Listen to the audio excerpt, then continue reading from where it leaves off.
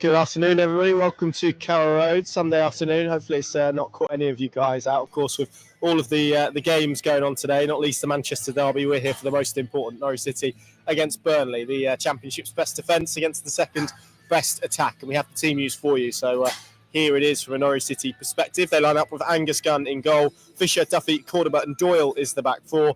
Nunez, Slimani and Marcondes is the midfield three, with Schwartau and Sainz either side of Ante Cianat. So that's three changes from Tuesday night. The subs bench: Long, Hanley, Hills, Stacey, Cruzene, Forson, Hernandez, Barnes, and there's also a spot for Cade Gordon, despite reports this week that Liverpool are considering an early recall of him. So, yeah, three changes, which are Slimani in for Sorensen, and Schwartau in for Barnes, and Fisher in for Stacey.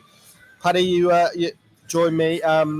What do you make of that team selection? It feels like a switch from Johannes off top maybe to a more technical 11, and that maybe is indicative of the type of game. You're calling Ashley Barnes into question there when you say that, Connor? Not at all. It feels that way, yeah, and it had to pivot back, didn't it? Because I think by common consent we wouldn't have probably took, certainly at home, a Portsmouth style approach. Very little football. Football was almost, the football itself was almost an incidental element of Tuesday night at Fratton Park. So, yeah, but within that, not unexpected that he's pivoted back more towards, what we expect, what we've seen here more often than not.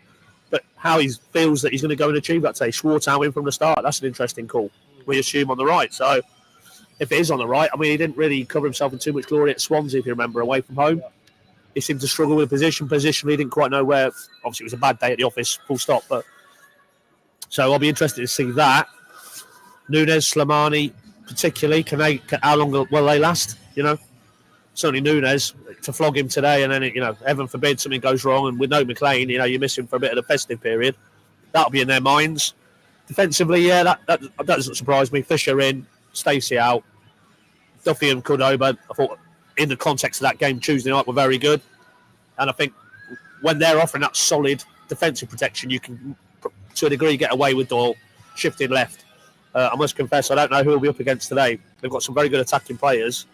And he will be challenged, I'm sure, in his one-to-one work. So he'll have to be better than he was here. If you remember the last Sunday game was Middlesbrough. Yep. And young Ben Doak from Liverpool, who really led him a bit of a merry dance, if we're honest, that day. So, but... yeah, I think Cernach leading the line rather than Barnes, to me, is where it needed to head, which is pertinent given his Burnley, and that man has been in the speculation columns earlier today as well. We'll probably come on to that. Yes, we'll come on to that shortly. No Jakob Sorensen at all in the matchday squad. He obviously started on Tuesday night, so we'll obviously put that one to Johannes post match, but he's obviously dropped out the 18 entirely, which would probably indicate there's maybe some sort of fitness issue. In terms of the right back call, because I think there's been a lot of debate of that probably since Norwich returned to the break. Jack Stacey came in, and in that 3 games, West Brom, Plymouth and Luton, was very effective in terms of the right-hand side and worked with Amankwa Forson to really open up Norwich City's right side, which has been a little bit problematic, hasn't it, this season, particularly that right wing position, which Schwartau's walking into today. But him dropping out again for Fisher, what's your thoughts on that? Because it's been something. It's been sort of a call that he's made a few times this season. Obviously earlier on this season as well. But he was quite, self-deprecating, wasn't he, in terms of Jack Stacey and how he'd handled that situation initially. So to drop him out again is an interesting one. Yeah, and I've seen one or two comments, Andy, saying it's a little bit harsh on him, and it is on one level. But I just think, and it goes back to the first discussion, about build-up structures and what they're trying to do and how they're trying to progress the ball from Angus going through the pitch. Kellen Fisher offers you more tactical flexibility in that regard. It's less, for me, an anti-Jack Stacey thing. It's just more Kellen Fisher, and Johannes felt this because he dipped the young man in, didn't he, for 7-8 games straight starts, that he offers him more on the right-hand side. If you remember, he switched to the left, I think, but to deal with Fellows at West Brom, who's a very good player, probably as good as any in a wide area in the Championship. And that was very much needs must. And then Stacey came in, did reasonably okay, backed it up with a few home games, and I guess he thought, well, we've got to run with this. But, culminating in QPR last week, it didn't really work there, did it? In terms of having Stacey right, Fisher left, in a defensive setting, or even progressively. There was one byline burst from Stacey, cut back, and a Slimani on the angle of the 6-yard box at Loftus Road, put it over the bar, but not a difficult night not against Murphy the other night. And that as well. So yeah, I'm not against that switch. I think Fisher feels a better defender. He seems to enjoy it and relish that element better. Yes, Stacey is better in terms of an overlapping attacking sense, but maybe that's why, going back to Schwartau, you get him in there. You've got Marcondes, Slimani, Nunes, Cernac, Science. That is 6 players there who should be able to take care of what's going on the top end of the pitch. Shouldn't necessarily need to drop a Jack Stacey into that mix. And if the payoff, the other side of that, is Callum Fisher inverting, stepping into midfield, giving an extra body in there, getting the press right, breaking the press from Burnley, getting out the other side. Yeah, to me, I think that is the right call. And it's interesting to see Marcelino Nunez go again. I don't think he was going to start on Tuesday, but obviously the events that occurred with Kenny McLean pushed him into a position where he had to be thrust into starting a lineup. He goes again today. Obviously, we saw Anis Ben Slimani drop out, and it feels to him like that's the best way to get out of him, get sort of consistency maybe out of him a little bit. It's just to manage his fitness. There's a busy festive schedule as well, and I guess if there is an injury to Jakob Sorensen, then probably Yannis Altorup's options in that area were probably limited, and that probably means that Marcelino Nunez is going to have to push through whatever sort of risk and levels of risk there are to perform for Norwich City today in that midfield three. And it isn't just him. Slimani, we know, has been managing this sort of issue that, well, it's not all that long ago that the quote from Johannes was he can only last 70 minutes. That's the maximum we dare push it for fear that it breaks down. So unless that they've now done a body of training work to get him through that, and his body is resistant enough to playing a lot of games. But my fear would be on the evidence of his entire Norwich career to date. I don't think you can rely on him to churn out the 90 minutes. So it is a concern, and we'll obviously have to get a proper update from Giannis on Jakob Sorensen, because without McLean, I thought he was going to come in and play a big role. So that would be a blow if it's any length of time absence, particularly with so many games coming thick and fast now.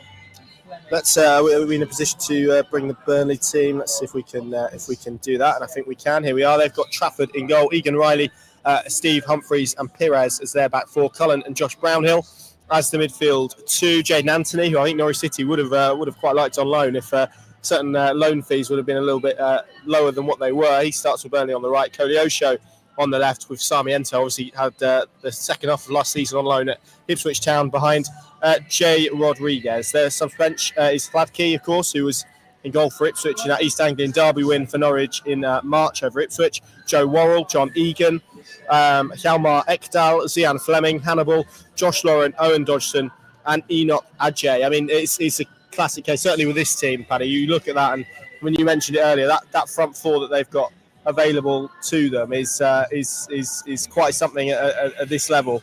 Jaden Anthony, Sarmiento, Koleosho, Jay Rodriguez, and we know where Norwich City are defensively. We know the criticisms that's been levelled against them.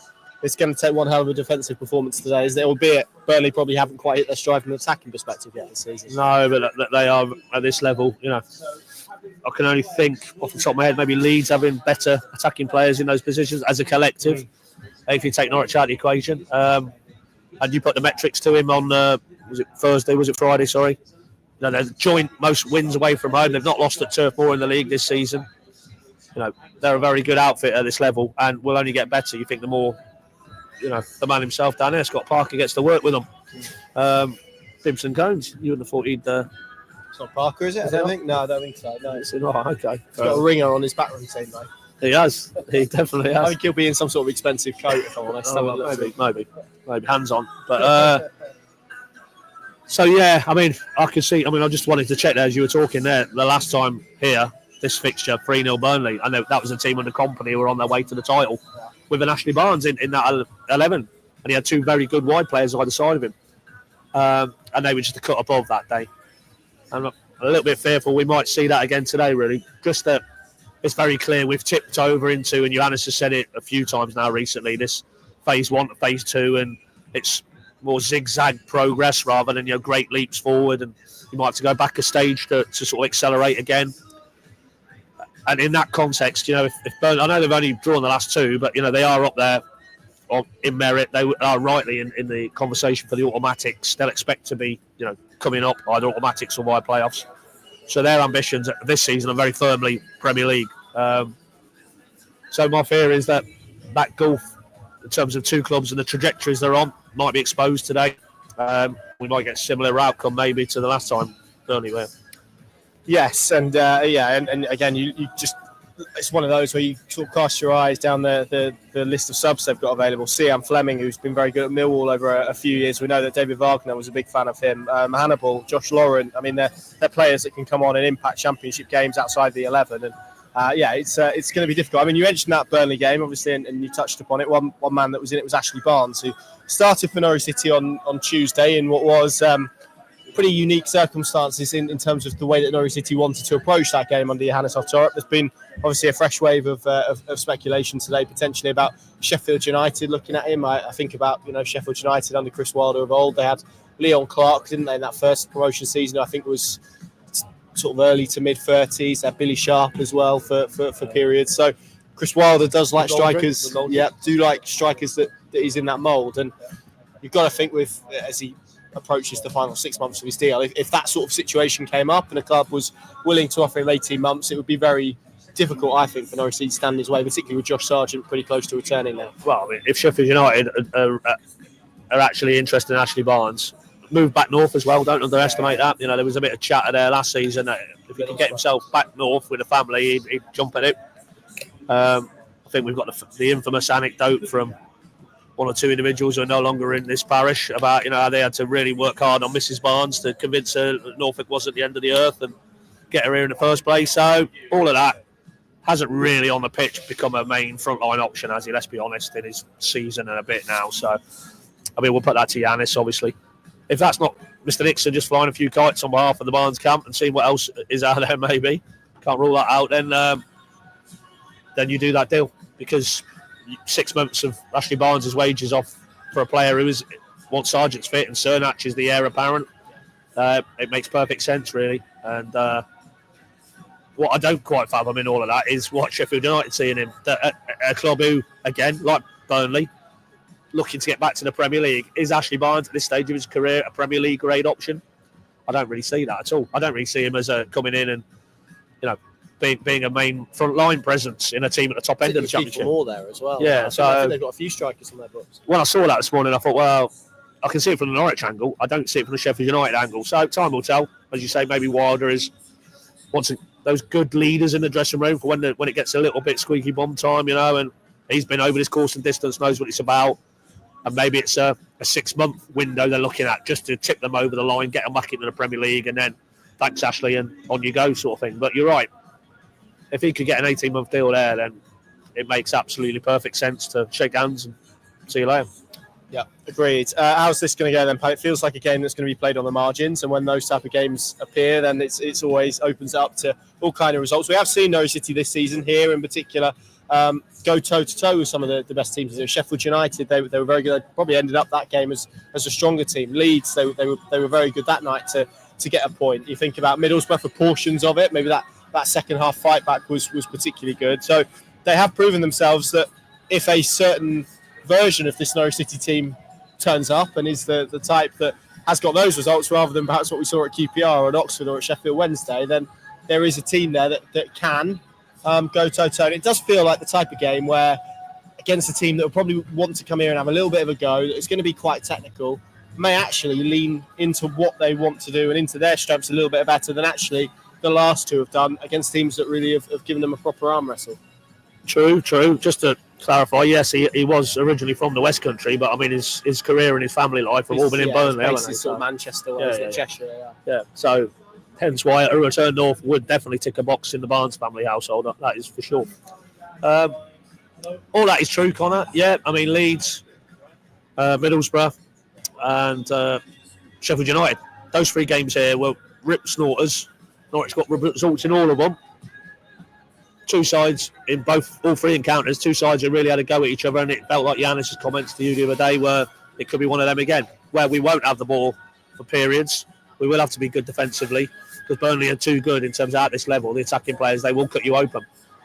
So, I guess if Borja has a very good day again, then they can get something. But I just think it off the back of QPR and Portsmouth, and I mean, if we had Josh Sargent in his side today, then I'd be reasonably confident they could go and have a good tilt at it. But without him, I think it's a Burnley win for me today, but I'm going to say 2-1. Yeah, I probably agree that I think Burnley are going to edge it, but I think it's going to be tight. I worry a little bit about Norwich's midfield, the lack of bite in there, so to speak. I mean that right side as well with Fisher and Schwartau, you just worry that both of those are going to invert, and it's going to offer a hell of a lot of space to Burnley to go and attack, but B, what it does from an attacking perspective, which we kind of saw on the flip side on the left at QPR last week, but it wasn't really functional. So yeah, those elements coupled with I think probably the quality that Burnley have in their squad just gives them the edge for me. Very good run away from home. If they get a point here today, if they win here today, then they'll be top of the away table, so to speak, for most points achieved on the road. They've got 18 so far. So, and obviously with Leeds slipping up against Preston yesterday, I think they'll see this as a massive opportunity to try and squeeze into the top two. That being said, Norwich win here today. They're up to 9th. They're 5 points off the top 6. It's a stupid league in terms of that. You put a couple of results together and suddenly your season looked like it could be heading in a completely different direction. But yeah, I'm going to go for a 1-0 Burnley win here today, I think. And it's not often we both go for defeat, so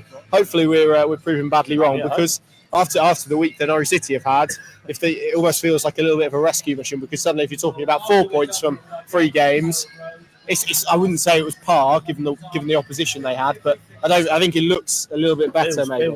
Yeah, absolutely. Yeah, to get 3 of those 4 against Burnley would certainly give them a little spring in their step for the not inconsiderable assignment of Sunderland away next weekend. Agreed. Let's conclude here then, Paddy. Christmas music is blaring out at Carrow Road, and we've got a festive offer for those who are keen to join us for subscriptions. Well, I mean, if you're like me, you've left it pretty late. Although this would be early for me. There was the infamous time I was walking around. It's no longer there. I was at Wilco's in the city, Christmas Eve, looking for presents. Did you find them? Oh, I can't remember now. I've blurred it from my memory. But anyway, if you're like me, then think no longer for the Norwich fan in your life.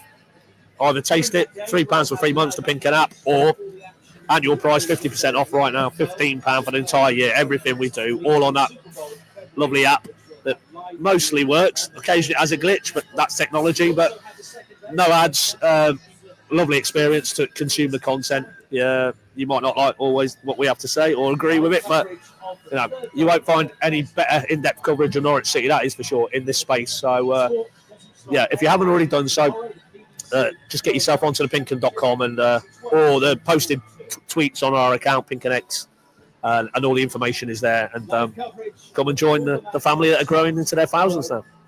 There we go. Good stuff. Thank you all very much for watching. Be interested to see what sort of game we get. 2 teams who are very, very interesting to say the least. So we've probably teed it up beautifully for a 0-0 here this afternoon.